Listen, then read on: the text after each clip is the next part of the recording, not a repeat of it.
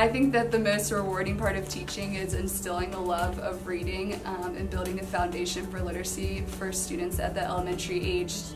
I find the most rewarding time is when I'm working with students in a small group and I'm able to address their needs in literacy, and when they feel successful, I think is when they really start to love reading. And loving reading, I think, is going to be a tool that's going to allow them to succeed in K through 12 and even past the grade school age. Right now, as a reading specialist, I see about 55 students a day, so I have gotten creative with how to build the relationships throughout the school. So I'll drop by during their lunch or during dismissal or during morning duty. I will see them and talk to them and build a relationship with them there. My goal is to create change agents for Richmond, and I think the way is by creating literate citizens. And so they feel like they can be successful and they feel like they can make decisions for themselves and their community that will have a positive impact on Richmond. My teaching style consists of theory, interactive, and the practice approach. My lessons always consist of an introduction, and then they will know their learning objectives for that day. What makes my style of teaching effective is that I pair a weaker student with a stronger student, and I believe in the collaboration approach. My activities and assignments work around project-based, which requires students to work together as they would in the real world. I will hope the students that I teach will become lifelong learners. I will hope that they will make a difference in their community and pursue their career goals. At the completion of the culinary arts program, the students would have learned the fundamentals of culinary arts and restaurant management, and they will receive the ProStart certification and the ServSafe certification, and with that, those are considered the verified credits for the program. The two people that were my inspiration to become a teacher was my mother and my 6th grade math teacher. My mother did not have an opportunity to become a math teacher because she was diagnosed with cancer at a young age. However, I remember in kindergarten and coming home from kindergarten and Head Start that she would always do math facts every single day. In addition, she would go over, oh, if you go to the store, if your items cost this much, this is how much change you will get back. And so I had excitement for math facts, and I had excitement for just learning math, and so that inspired me.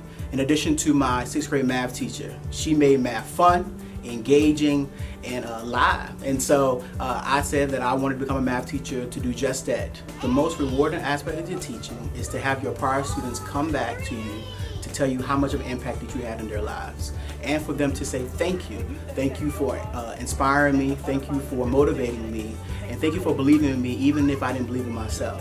The effect that I hope to have on my students is to never give up, just for them to know me, to continue to encourage them that you can do it.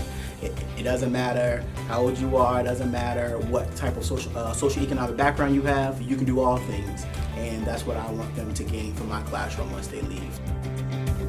I teach high school, so I really enjoy it when students come back and tell me about how wonderful their lives are after they've left high school, and I love hearing about the successes that they've achieved.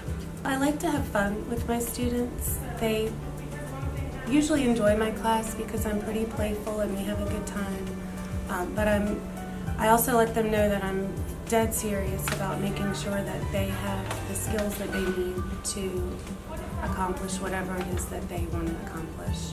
The person who inspired me to become a teacher was one of my high school teachers, Priscilla Green. She made me fall in love with English and also with how to make students want to learn. I tried to instill a love of reading in my students, not just reading what is assigned to them or what they need to read for school, but reading for pleasure, reading for lifelong learning. Teaching with enthusiasm is kind of my style, so making sure whether it is a lecture, whether it's an activity, that I'm holding the students to high standards and high expectations, and also just showing them that I'm excited about the content and that I think it's really cool. And even though they say, well, you're the teacher, you have to think it's cool, I hope that kind of rubs off on them and that they actually pick up on the enthusiasm, even if they know or even if they're thinking it's hard. They can see how excited I am about it, and maybe that'll rub off.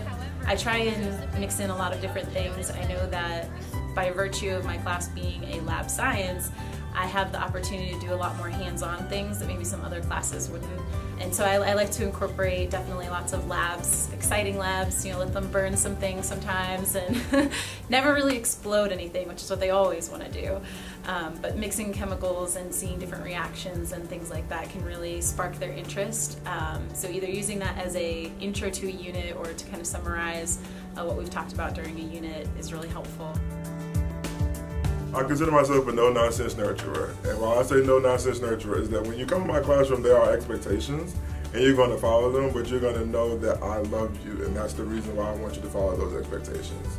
Again, I don't just focus on academics in my class. I like teaching the entire child, academically, behavior-wise, socially, and emotionally. So we're going to address all those issues with my expectations and with my love for you. I'm doing the things, I'm giving you consequences because I'm loving you. I'm letting you know that these are not good choices because I don't want you to think that after I get out of third grade or high school for that matter, that I can continue to make bad choices and there won't be any consequences.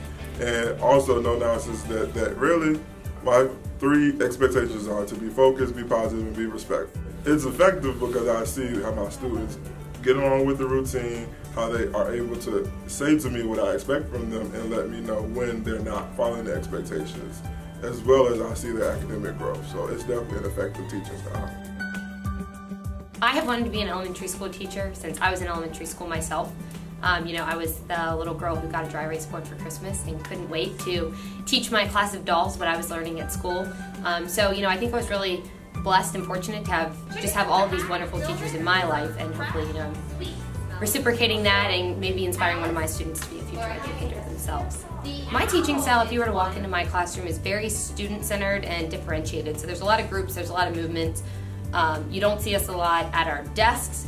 That students might be working with me in a small group at my table, or there might be another group playing a math game somewhere around the room where students are each working on something at their level. So it's very student-centered and differentiated where they're really taking an active role in their learning. I think teaching is so rewarding, but I think the biggest reward that I get and inspiration I find from my students is just building relationships with them. Just really having that relationship is so rewarding, and it helps me plan, I want to find a good lesson that I know they're going to be into and really inspire them to keep their learning going.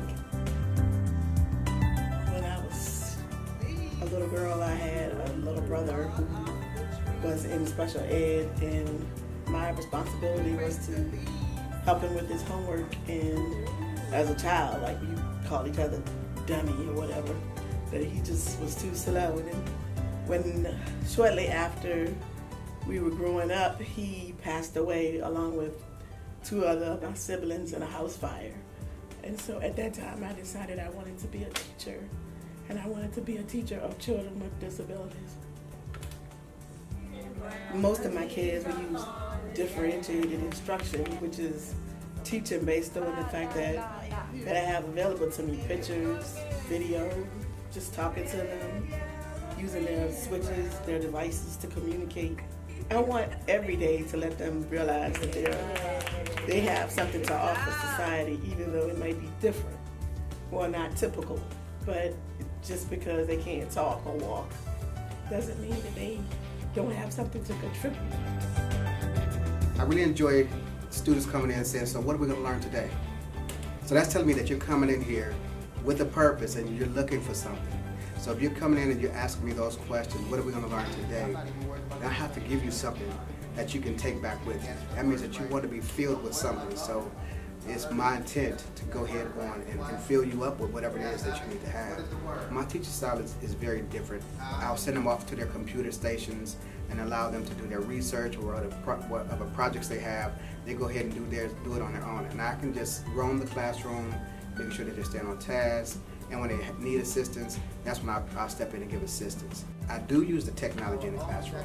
And every piece of technology that I use in the classroom, I'm able to monitor the student, whether I'm in the classroom or whether I'm at home. I've seen students grow from, especially in the area of reading, where they're struggling with reading, to having the confidence and the motivation to learn to read, to go to the next level and do even better.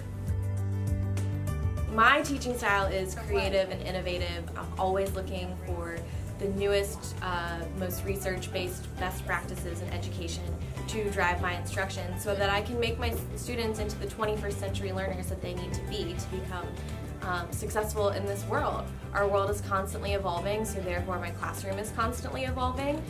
Whether it's bringing in flexible seating and letting them sit where they're comfortable and learning in a way that is better for them. I collaborate by co-teaching in a special education classroom. My hope for my students is that when they leave my classroom, they're able to celebrate all of their differences. I want them to know that it's okay if they're having a hard time learning. I had a hard time learning. You get through it and you go past it, and it's okay to be different. It's okay that math is hard for me. You'll make it. You'll do wonderful things, and it doesn't matter who you are as a person is awesome and amazing, and share it with the world.